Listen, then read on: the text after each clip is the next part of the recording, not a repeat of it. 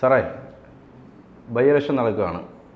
ഉപതിരഞ്ഞെടുപ്പ് പ്രധാനപ്പെട്ട സംസ്ഥാനങ്ങളിൽ ബംഗാൾ, കർണാടക, മധ്യപ്രദേശ് തുടങ്ങിയ സംസ്ഥാനങ്ങളിലെല്ലാം ബൈ ഇലക്ഷനാണ്. അതോടൊപ്പം നമ്മുടെ കേരളത്തിലും നടക്കുന്നുണ്ട്. ഈ തിരഞ്ഞെടുപ്പുകൾ പ്രധാനമായിട്ട് കർണാടകയിൽ, ബീഹാറിൽ, ബംഗാളിലുമൊക്കെ അതത് മുന്നണികൾക്ക് എങ്ങനെയാണ് അവരുടെ സ്വാധീന മേഖല വർദ്ധിക്കുമോ അതോ എന്തെങ്കിലും മാറ്റമുണ്ടാകുമോ? അത് നമുക്ക് ഈ ഇലക്ഷൻ അൺപ്രഡിക്റ്റബിളാണ്. കാരണം എന്ന് വെച്ചാൽ കേന്ദ്രത്തിലൊരു മാറ്റം വന്നു. പിന്നെ ഈ പല സ്ഥലത്തും ബൈ ഇലക്ഷൻ വരാൻ കാരണം BJPയും പുതിയ ആളുകളെ എങ്ങനെ 400 സീറ്റ് തയ്ക്കണം എന്ന രീതിയിൽ BJP ആ രീതിയിൽ അവരുടെ MLA-മാരെ പലരെയും കൊണ്ട് മത്സരിപ്പിച്ചായിരുന്നു. അതുപോലെ പരമാവധി സീറ്റ് പിടിക്കണം എന്ന രീതിയിൽ കോൺഗ്രസും MLA-മാരെ കൊണ്ടൊക്കെ മത്സരിപ്പിച്ചു. ഇങ്ങനെയാണ് ഇത്രയും സീറ്റുകൾ ബൈ ഇലക്ഷൻ വരാൻ കാരണം. അപ്പോൾ കേന്ദ്രത്തിലാണെങ്കിൽ ഇപ്പോൾ ഒരു പുതിയ സിനാരി BJP അൺഎക്സ്പെക്റ്റഡ് ആയിട്ട് BJPക്ക് സെറ്റ് ബാക്ക് ഉണ്ടായി. അതിന് കാരണം പ്രധാനമായിട്ട് RSS അവരും തമ്മിലുണ്ടായിട്ടുള്ള ഒരു ലൈസണിൽ വന്ന പ്രശ്നമാണ്, ബന്ധത്തിൽ വന്ന പ്രശ്നമാണ്. അതിപ്പോൾ മോഡി അമിത്ഷാ തിരിച്ചറിഞ്ഞു തോന്നുന്നു. അമിത്ഷായ്ക്ക് വളരെ കാലത്തിന് ശേഷം തന്നെ മറ്റാണ് അമിത്ഷായുടെ പ്രസ്താവന കേട്ടത്, ഈ ന്യൂനപക്ഷങ്ങൾക്ക് സംവരണം കൊടുക്കില്ല. ന്യൂനപക്ഷങ്ങൾക്ക് സംവരണം കൊടുക്കില്ലെന്ന് പറയുമ്പോൾ ബേസിക്കലി മുസ്ലിം ന്യൂനപക്ഷമാണ് ഉദ്ദേശിക്കുന്നത്. അതായത് ക്രിസ്ത്യൻ ന്യൂനപക്ഷത്തിന് സംവരണം ഉണ്ടോ? ഉണ്ട്. മതപരമായിട്ടുണ്ടോ? മതപരമായി എനിക്ക് തോന്നുന്നില്ല. ആന്ധ്രാപ്രദേശിലൊക്കെ മതപരമായിട്ട് സംവരണം കൊടുത്തിരുന്നു. അത് ബേസിക്കലി ആന്ധ്രയിലും കർണാടകയിൽ കൊടുക്കുമെന്ന് പറഞ്ഞിരുന്നു. അപ്പോൾ അത് മുസ്ലിം ന്യൂനപക്ഷമായിട്ട് ബന്ധപ്പെട്ടിട്ടാണ്. ക്രിസ്ത്യൻ ന്യൂനപക്ഷമായിട്ട് അങ്ങനെ സംവരണത്തിൻ്റെ കാര്യം അങ്ങനെ കേട്ടിട്ടില്ല പൊതുവെ. അപ്പോൾ ഏതായാലും ക്രിസ്ത്യൻ ന്യൂനപക്ഷത്തിന് അമിത്ഷാ പരിധി കൂടുതൽ നിലവിലുള്ള സാഹചര്യത്തിൽ തൊടാൻ സാധ്യതയില്ല. കാരണം ഒരു കോമൺ ഫ്രണ്ട് എഗെയിൻസ്റ്റ് മുസ്ലിംസ് രൂപീകരിക്കുന്നതിനെ പറ്റി ഡിസ്കഷൻ നടക്കുകയാണ്. അത് ഈ മുസ്ലിം വിരോധം കൊണ്ടാണെന്ന് ഞാൻ പറയുന്നില്ല. ഇലക്ഷനാണ് പ്രധാനം. പരമാവധി സീറ്റുകൾ കിട്ടുക, കൺസോളിഡേറ്റഡ് ചെയ്യുക എന്നുള്ളത് അതിനുള്ളൊരു വഴിയാണ്. അല്ലാതെ ഇതൊന്നും കൂടി രാഷ്ട്രീയത്തിലോ പലതും ഏതെങ്കിലും മതത്തോടുള്ള വിരോധം കൊണ്ടാണെന്ന് എനിക്ക് തോന്നിയിട്ടൊന്നുമില്ല. രാഷ്ട്രീയം ബേസിക്കലി ഇലക്ഷൻ സീറ്റുകൾ നേടുക എന്നുള്ളത്. മറ്റേത് മതവുമായിട്ട് ബന്ധപ്പെട്ട കാര്യങ്ങൾ RSS എന്ന് പറയുന്നത് നോക്കിയാൽ മതി. അതാണ് ആ നിലപാട്. RSS അടുത്ത കാലത്ത് എടുക്കുന്ന അങ്ങനെ നിലപാടല്ല. എല്ലാവരും ഒരുമിച്ച് കൊണ്ടുവന്ന നിലപാടാണ് അടുത്ത കാലത്തായിട്ട്. നമ്മൾ RSSനെ പറ്റി അറിയുന്ന മോഹൻ ഭാഗവത്തിൻ്റെ പ്രസംഗങ്ങൾ വഴിയാണ്, അല്ലെങ്കിൽ അവരുടെ പ്രധാനപ്പെട്ട ആളുകൾ നടത്തുന്ന ടോക്സ് വഴി. അതിൽ മോഹൻ ഭാഗവത്ത് വളരെ സ്വാഭാവികമായിട്ടാണ് ഇപ്പോൾ സംസാരിക്കുന്നത്. ഹൊസബല അങ്ങനെ തന്നെ ഇടയ്ക്ക് എന്തെങ്കിലും ഇങ്ങനെ ഉള്ളിൽ കിടക്കുന്ന കാര്യമോ അല്ലെങ്കിൽ സ്വയം തീവ്ര ചിന്താഗതി ഉള്ളതുകൊണ്ടായിരിക്കാം മോഹൻ ഭഗവത്തിൻ്റെ ഇയാളെ രാംമാധവിൻ്റെ കയ്യിൽ നിന്നാണ് ഇടയ്ക്ക് എന്തെങ്കിലും ഒരു സാധനം പുറത്തു വരാറുള്ളത്. രാംമാധവിൻ്റെ 1-2 പ്രസംഗം ഞാൻ നേരിട്ട് കേട്ടിട്ടുണ്ട്. ചിലപ്പോൾ അത് കയറും, ചിലപ്പോൾ ചില സാധനങ്ങൾ കയറി വരും, പക്ഷെ മറ്റുള്ളവരൊന്നും കയറി വരാറില്ല. അപ്പോൾ അതങ്ങനെയുള്ളൂ. അപ്പോൾ ഈ ഒരു വിഷയത്തിൽ RSS ഇപ്പം BJPയുടെ പിന്നിൽ തന്നെ ഉണ്ടല്ലോ. ഇപ്പം കൃഷ്ണകുമാറിൻ്റെ കാര്യത്തിലാണെങ്കിലും ഇവിടെ RSS സജീവമായിട്ട് രംഗത്തുണ്ട്. ജയിക്കാൻ സാധ്യതയുള്ള സീറ്റായതുകൊണ്ട്. അതുകൊണ്ടാണ് സന്ദീപ് വാര്യയായിട്ട് സംസാരിക്കാൻ വേണ്ടി RSSൻ്റെ പ്രതിനിധി തന്നെ വന്നത്. പക്ഷേ സംസാരം എന്തായാലും ഇപ്പോൾ സന്ദീപ് ഒന്നും മിണ്ടുന്നില്ല, രണ്ടു കൂട്ടരൊന്നും മിണ്ടുന്നില്ല എന്നുള്ളൊരു ഗുണപ്പമുണ്ട്. സന്ദീപ് ഇലക്ഷന് ഇറങ്ങിയോന്നും അറിയില്ല.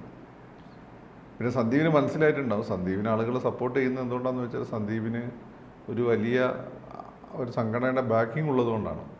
ആ സംഘടന അങ്ങനെ തള്ളി പറയുന്ന ഒരു ഘട്ടത്തിയപ്പോൾ സമയത്ത് അങ്ങനെ കമൻറ്റ് ബോക്സ് ഓഫാക്കി വെച്ചു. സന്ദീപാണെങ്കിൽ ഈ മീഡിയയിൽ ആറാടുന്നൊരു മനുഷ്യനുമാണ്. അതിലെ പല പോസ്റ്റുകളൊക്കെ ഇട്ടുണ്ട്, അതിലങ്ങ് ആറാടുന്ന ഒരാളുമാണ് സന്ദീപ്. അപ്പം സന്ദീപിനെ തിരിച്ചറിഞ്ഞിട്ടുണ്ടെന്ന് ഞാൻ കരുതുന്നത്. അപ്പോൾ അവർ തമ്മിൽ RSSും BJP തമ്മിൽ മുമ്പത്തെ പോലെ തന്നെ നല്ല ബന്ധമുണ്ട്. അത് BJPക്ക് ഒരു അഡ്വാൻറ്റേജാണ്. ഇതിനകത്ത് നമ്മൾ ഈ ബംഗാളിലേക്ക് വരുമ്പോൾ ബംഗാളിൽ 6 ഇടത്താണ് ബൈ ഇലക്ഷൻ നടക്കുന്നത്. അതിനകത്ത് 5 ഇടത്തും തൃണമൂലിൻ്റെ ശക്തി കേന്ദ്രങ്ങളാണ്.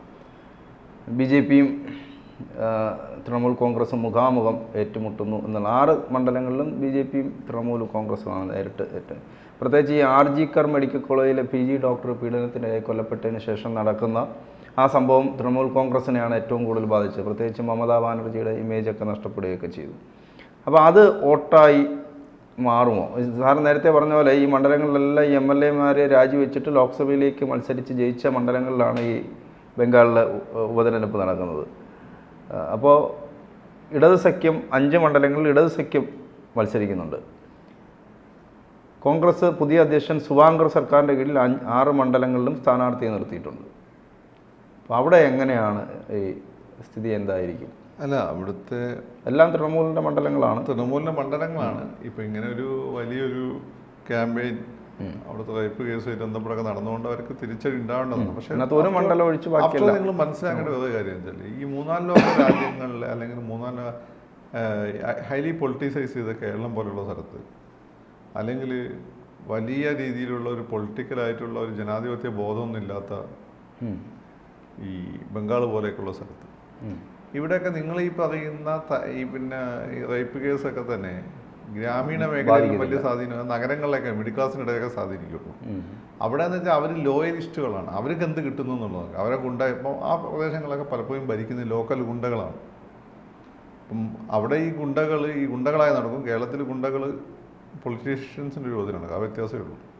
രണ്ട് സ്ഥലത്തും ഈ പറയുന്ന ലോക്കൽ പൊളിറ്റീഷ്യൻസിന് നിങ്ങൾ ചലഞ്ച് ചെയ്ത് കഴിഞ്ഞാൽ, അവരെ പിണക്കി കഴിഞ്ഞാൽ നിങ്ങൾക്ക് പണി കിട്ടും. അത് അവിടെ ആയാലും ഇവിടെ ആയാലും അങ്ങനെയൊക്കെ തന്നെയാണ്. ഇപ്പോൾ യൂറോപ്പിലൊക്കെയാണ് പിന്നെയും കുറച്ചൊരു അവിടെ കുറച്ച് മച്ചുവേർഡ് ഡെമോക്രസിയാണ്. ഓരോ മനുഷ്യനും ഇൻഡിപെൻഡൻ്റായി ചിന്തിക്കുന്ന ഒരു സാഹചര്യം അവിടെയാണ്. ഇവിടെ അതില്ല. ഇവിടെ കേരളം പല സ്ഥലത്താണ് വരെ. കേരളത്തിൽ പോലും അത് ഉണ്ടാവാറില്ല. കേരളത്തിൽ പോലും നമ്മൾ ഈ രണ്ട് മുന്നണികൾക്കപ്പോൾ നമ്മൾ ചിന്തിക്കാറില്ല. അല്ലെ പരമാവധി BJP വരെ നമ്മൾ ചിന്തിക്കാറില്ല. എന്തുകൊണ്ട് ഒരു മനുഷ്യന് സ്വയം ഒരു പ്രസ്ഥാനമാകാൻ പറ്റുന്നില്ല നമ്മുടെ ആരും പേടിയാണ്. പേടി ഇൻറ്റേർണലൈസ് ചെയ്തതാണ്. അപ്പം അതുകൊണ്ട് തന്നെ ഇതിലും വലിയ പ്രശ്നങ്ങളൊക്കെ ഉണ്ടായിട്ട് നമ്മൾ കേരളത്തിൽ തന്നെ നോക്കിയാൽ വലിയ ക്യാമ്പയിനിങ് ഒക്കെ ഉണ്ടായിട്ടും നിങ്ങൾ ആർക്കെതിരാണ് ക്യാമ്പയിൻ നടത്തി തൊട്ടടുത്ത ഇലക്ഷനിൽ അവർ വൻ ഭൂരിപക്ഷത്തോടുകൂടി ജയിച്ച ഒരുപാട് അനുഭവങ്ങൾ കേരളത്തിൽ ഉണ്ടായിട്ടുണ്ട്. ഉമ്മൻചാണ്ടി സാറിൻ്റെ സമയത്ത് ഉണ്ടായിട്ടുണ്ട്, ഇപ്പോഴുള്ള ഗവൺമെൻറ്റിൻ്റെ സമയത്ത് ഉണ്ടായിട്ടുണ്ട്. സ്വർണ്ണക്കള്ളക്കടത്ത് വിഷയമൊക്കെ വന്ന ജനങ്ങളത് പരിഗണിച്ചില്ല. ജനങ്ങൾ പോസിറ്റീവ് വോട്ട് ചെയ്തു. പോസിറ്റീവ് വോട്ട് എന്ന് ഞാനതിന് വിളിക്കുന്നത്. കാരണം വെച്ചാൽ മുമ്പ് ജനങ്ങൾ ഇത്തരം വിഷയങ്ങളാൽ മൂവ് ചെയ്യപ്പെടുകയായിരുന്നു. ഇപ്പോൾ അതില്ല. ഉമ്മൻചാണ്ടി സാറിൻ്റെ കാര്യത്തിൽ ജനങ്ങൾ പോസിറ്റീവ് വോട്ട് ചെയ്തു. അതിനോട് ഡെലിവർ ചെയ്തൊരു ഗവൺമെൻറ്റായിരുന്നു അത്. ഉമ്മൻചാണ്ടി സാറിൻ്റെ ഇവിടെ പറഞ്ഞതായിട്ട് ഞാൻ കേട്ടിട്ടുള്ളത്, ആ ഗവൺമെൻറ് ശരിക്കും അധികാരം റിട്ടേൺ ചെയ്യേണ്ട ജനങ്ങളെ സപ്പോർട്ട് ഉണ്ടായിരുന്നു. ആ സമയത്താണ് ജിഷയുടെ കേസ് വന്നു. ജിഷയുടെ കേസും ഈ സുധീരനെ കൊണ്ട് കുറേ പ്രസ്താവന നാശമുണ്ടായി. അങ്ങനെയാണ് സത്യത്തിൽ ഉമ്മൻചാണ്ടി സാർ പരാജയപ്പെടുന്നത്. പിന്നെ മുസ്ലിംസ് എന്ത് വിചാരിച്ചു എന്ന് വെച്ചാൽ, ഉമ്മൻചാണ്ടി കണ്ടിന്യൂസ് ആയി വന്നു കഴിഞ്ഞാൽ പിന്നെ ഇപ്പം CPM ഇല്ലാതെ അവിടെ RSS കയറി വരും, BJP കയറി വരുന്ന പേടി.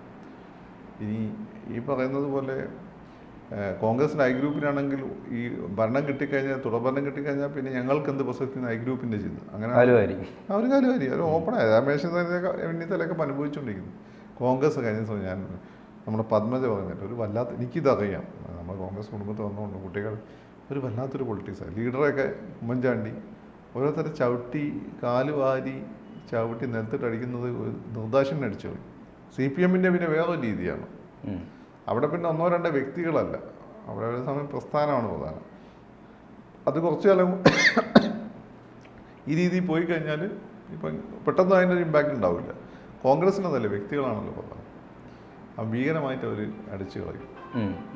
അപ്പം ഇത്തരം പ്രശ്നങ്ങൾ, അപ്പോൾ ഇത്തരം സ്ഥലങ്ങളിലുണ്ടാകുന്നൊരു പ്രശ്നം, ഇത്തരം പ്രദേശങ്ങളിൽ ഇത്തരം ഒരു ഫാക്ടർ വർക്ക് ചെയ്യും. അപ്പം അതുകൊണ്ട് തൃണമൂലിൻ്റെ ശക്തി കേന്ദ്രത്തിൽ തൃണമൂലിന് വലിയ ഇമ്പാക്റ്റ് തിരിച്ചടി ഉണ്ടാവുമെന്ന് ഞാൻ കരുതുന്നില്ല.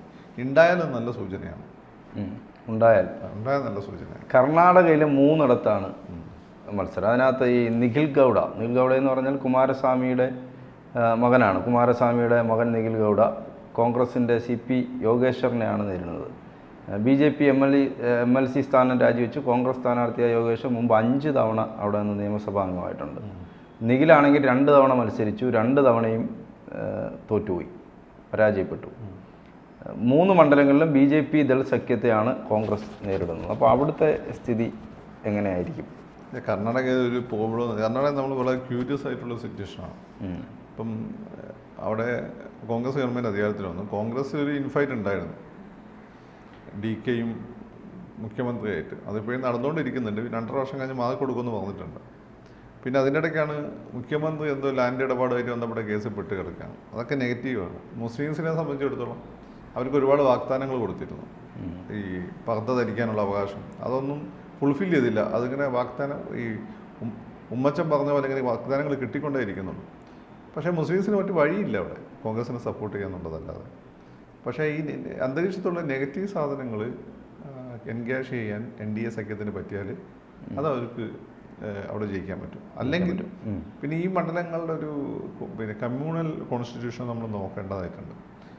മുസ്ലിംസിനാണ് അവിടെ, മുസ്ലിംസ് അതിശക്തമാണെങ്കിൽ അത് കോൺഗ്രസിന് അനുകൂലം. കാരണം ഒരു സാഹചര്യത്തിൽ ഇപ്പോൾ കോൺഗ്രസിന് കൈവിടാൻ മുസ്ലിങ്ങൾക്ക് പറ്റില്ല. ആ രീതിയിൽ സൈക്കോളജി സെറ്റ് ചെയ്തിട്ടുണ്ട്. കേരളത്തിൽ മാത്രമാണ് CPM എന്നൊരു ഓൾട്ടർനേറ്റീവ് അവർക്കുള്ളത്. അപ്പോൾ അതും കൂടി പരിഗണിച്ച് നമുക്കതിന് പിന്നെ ഈ ചോദ്യത്തിന് ഉത്തരം പറയാൻ പറ്റുള്ളൂ. പക്ഷേ anti incumbency is very strong there. BJP ആണെങ്കിൽ യെദ്യൂരപ്പയ്ക്ക് ശേഷം ആര് എന്നുള്ള ചോദ്യം ഇപ്പോഴും അവിടെ ഉയരുന്നുണ്ട്. കൂടുതൽ വാർത്തകളും വിശേഷങ്ങളും നിങ്ങളിലേക്ക് എത്താൻ ABC മലയാളം സബ്സ്ക്രൈബ് ചെയ്യുക, ബെൽ ബട്ടണും അമർത്തുക.